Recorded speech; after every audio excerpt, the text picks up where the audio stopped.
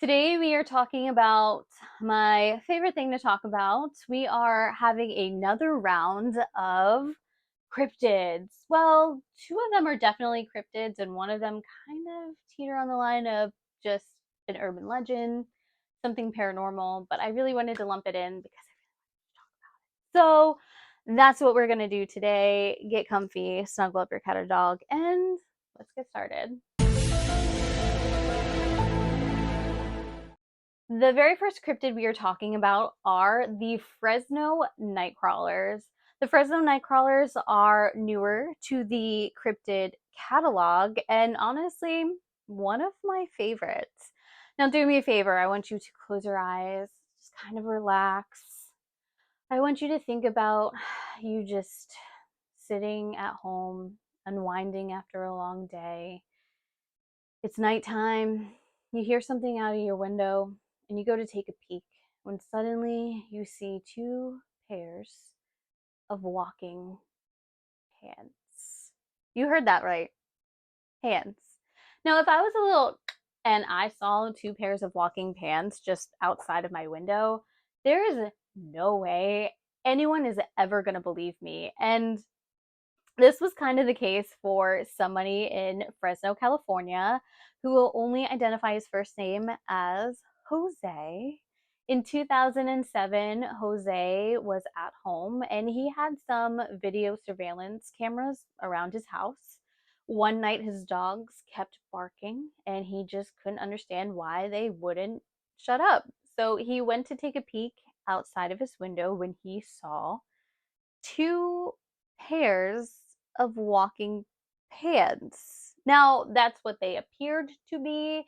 Now, I want you to kind of picture the cliche ghost image, this long, flowy white sheet, and just turn it into pants. Now, Jose was so startled by the sighting of this that he took the video surveillance tapes to a Univision television station where he was unfortunately just dismissed. He ended up taking the videos to a paranormal investigator, Victor Camacho, and later the original tapes mysteriously disappeared. Convenient how that always happens. Now, the thing that was left were just kind of this grainy video that was captured from a screen, and that's all they really had. What makes me think that Jose is telling the truth and isn't trying to troll a bunch of people is because he didn't want anything to do with this. He didn't want his name released. He did not want to do any interviews. He didn't want to be interrogated. He just wanted to know what it is that he saw and figure out if he was crazy or not. The Fresno nightcrawlers have this really kind of haunting way that they move about. It's very wide and kind of choppy and bouncy and flowy at the same time, but they look like they just kind of own the joint. They come strolling in onto the camera and just quickly, abruptly walk away. It's like no big deal. In 2007, it wasn't as easy to kind of manipulate or Photoshop videos. So, as crazy as this video is, and as many people don't believe it, it has never been debunked either. A few years later, in Yosemite National Park, the same two pairs of pants come walking around, also captured on video surveillance.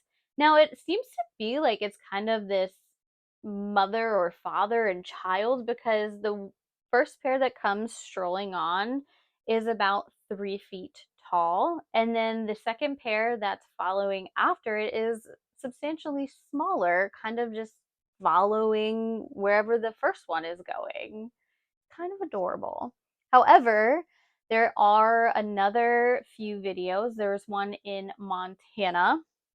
It's very grainy. It's really hard to see, but the person who captured it swears it was the same exact two pairs of pants that they caught. Now, the next day, they found a mutilated deer carcass that was in the same exact spot where they saw the pants, which It's horrifying, but I would really like to know the logistics of how this is done, because these things, they don't have any mouths, they don't have any eyes. So how, if that is the case, how did that happen? The most recent sighting of the traveling pants is not in the United States. In fact, the last sighting of the pants were in Poland.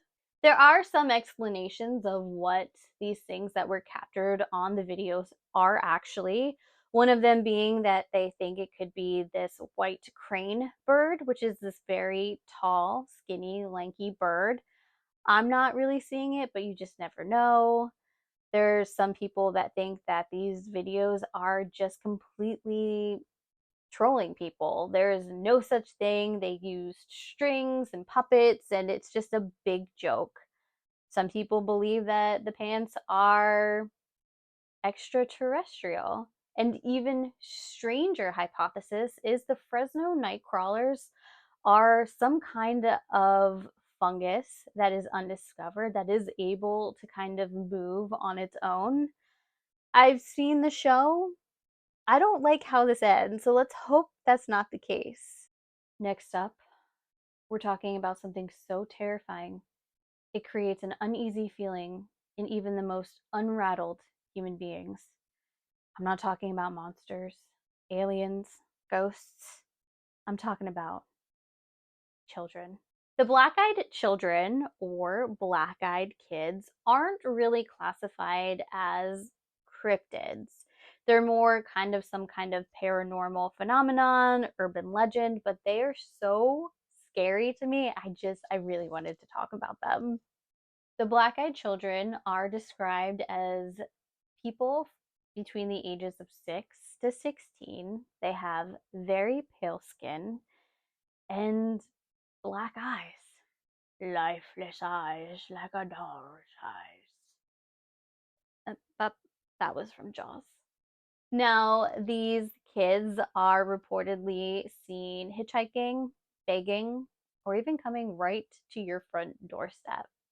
They appear to be just regular children until they start to speak, and they just have this very robotic, monotone voice that really creates this uneasy, sinking feeling into anyone that has any communication with them.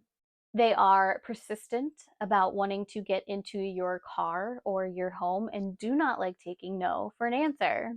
Their clothes are described as being kind of worn and outdated, and they just appear to kind of be out of place. In 1996, a man named Brian Bethel was sitting in a movie theater parking lot when two children approached his vehicle. They were asking him for a ride to their mother's house so they could get money to see the new Mortal Kombat movie. Pretty good choice, if you ask me. When Brian started speaking to these kids, he just knew something was very wrong. He said that the movie had already started, and by the time that they got to the kids' mother's house and back, they would completely have missed it. So there was no point of even going. The boys did not like Brian's response and started giving him a hard time. They said, "Come on, guys, we're just kids. You definitely don't have a gun. If you tell me you definitely don't have a gun, then you absolutely do have a gun." He began to put up his window and slowly drive off, and the boy just started banging on his window, screaming, "Come on, we can't come in unless you give us permission." Brian was like, "Absolutely not," and sped away. As he glanced up to his rearview mirror, the boys were completely gone. There is another sighting of these kids that ended up directly at a couple's doorsteps. Now, I want to read this to you because it's so terrifying. One of the stories goes like this. In the snowy town within the middle of nowhere of Vermont, an elderly couple heard the sound of 3 loud knocks. They opened the door and saw 2 children, a boy and a girl. "Parents will be here soon. May we come in?" The children did not make eye contact and just stood there in the doorway. The elderly couple were hesitant, but after a while, they let the boy and girl inside. The kids settled on the couch while the wife made some hot chocolate and the husband asked them questions that went unanswered. The wife returned and noticed that her cat was scared and angry with the children. May we please use the restroom? The wife looked at the kids and she finally saw them. The child's eyes were as black as a starless universe. She directed them to the bathroom and returned to her husband, who was covering his face with his hand. Did you see their eyes? The husband asked. He then showed her his hand full of blood from a nosebleed. The power suddenly went out and the house turned as dark as the kids' eyes.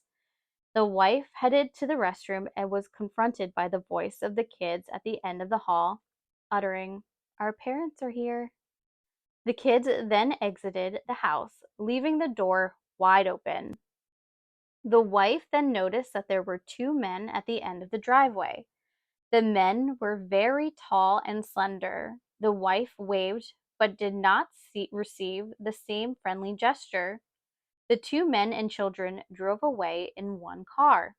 As soon as they left, the power came back on. Throughout the next week, weird things happened in the house.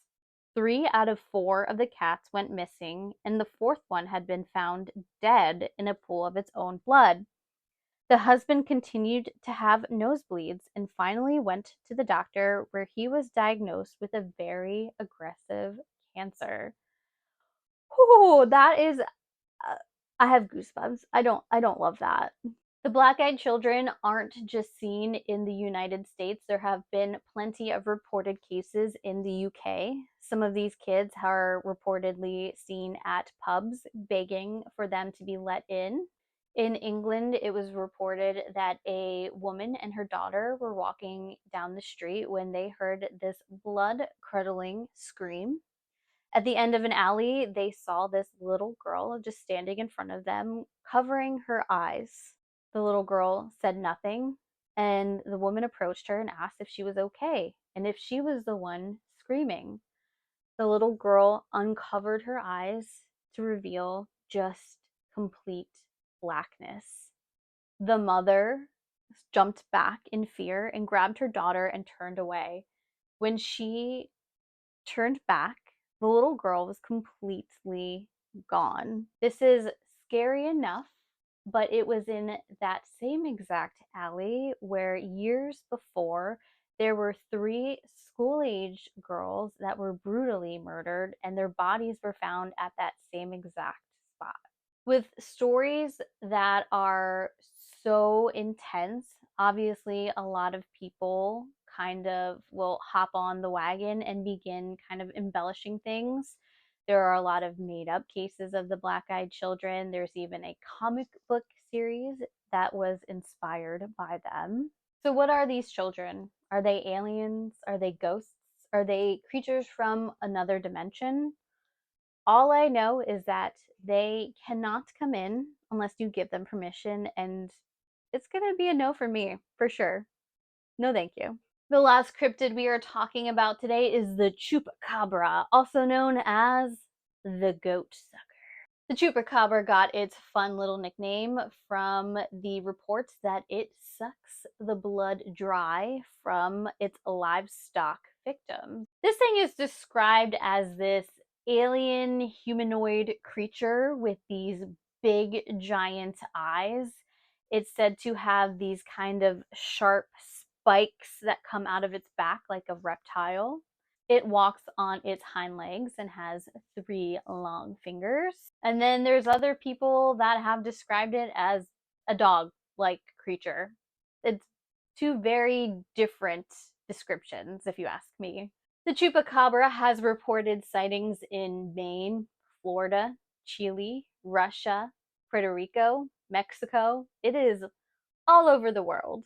In 1975, a large number of animal mutilations were being talked about in Moca, Puerto Rico. 15 cows, 3 goats, 2 geese, and 1 pig were all described as having every ounce of their blood drained from their body by these 2 simple puncture marks that were found on their neck. I find this very interesting because if it was some kind of predator, a dog creature, anything else, it would have chew marks, it would have bite marks, it would be more mauled, but these animals were completely drained of their blood by just 2 very precise marks. A few weeks later, almost 100 other animals were found, also with these very similar puncture marks on their neck. A newspaper ran with the nickname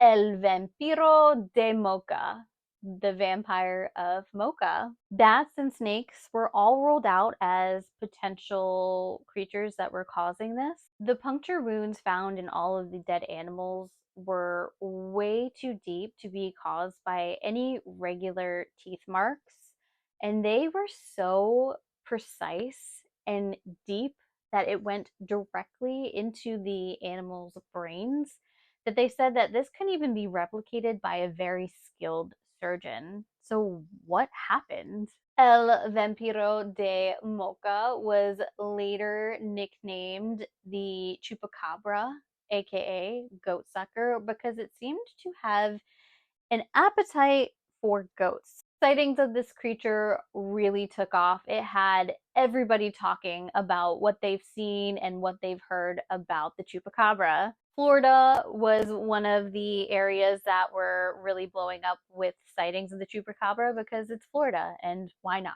In 2000, a farmer shot down this creature that was suspected of killing dozens of not only his goats, but also his neighbors. A veterinarian close by gave a analysis of the creature and said it was nothing like they've ever seen before. It had bat-like skin, very long claws, sharp teeth, and just could not be explained. They hypothesized that it was some kind of genetically modified animal that was just never seen before. After DNA was sent out, they came back with the results. It was a dog with mange. Years later, a Texas woman also saw this creature and shot one down as well. It was also sent to a DNA lab where it came back also a dog with mange. This woman, obviously, she's from Texas. She's not going to take no for an answer. So she's like, absolutely not. She sent the DNA out to 5 different laboratories and they all came back with the same results. Inconclusive. It was DNA from an animal or creature that was never seen before. I have seen this woman's dog-like creature because, of course, she kept the body and stuffed it and has it for show for a lot of people. And it does look like some kind of coyote or dog that's just completely hairless. But according to her, the DNA results say no, that's not the case. I feel like the 2 creatures that were captured and shot, they have very dog-like features. Now, the description in the original cases that had people in Mocha were just not seeing the same thing. Again, it had these sharp scales coming down its back. It kind of walked on its hind legs. It didn't crawl like a dog. So I'm not sure that these 2 cases or these 2 scenarios are the same. I think the ones that were originally talked about in Puerto Rico could be something completely different, something we've never seen before. Let me know what you guys think. Do you think the Fresno nightcrawlers are completely made up for giggles? Do you think the black-eyed children are real or just a folktale? Do you think the chupacabra is just a mangy dog? What are your thoughts? What are some of your favorite cryptids as well? Thank you guys so much for watching my video. I love you so much. You matter. You mean something to somebody, and I will see you next time. Bye.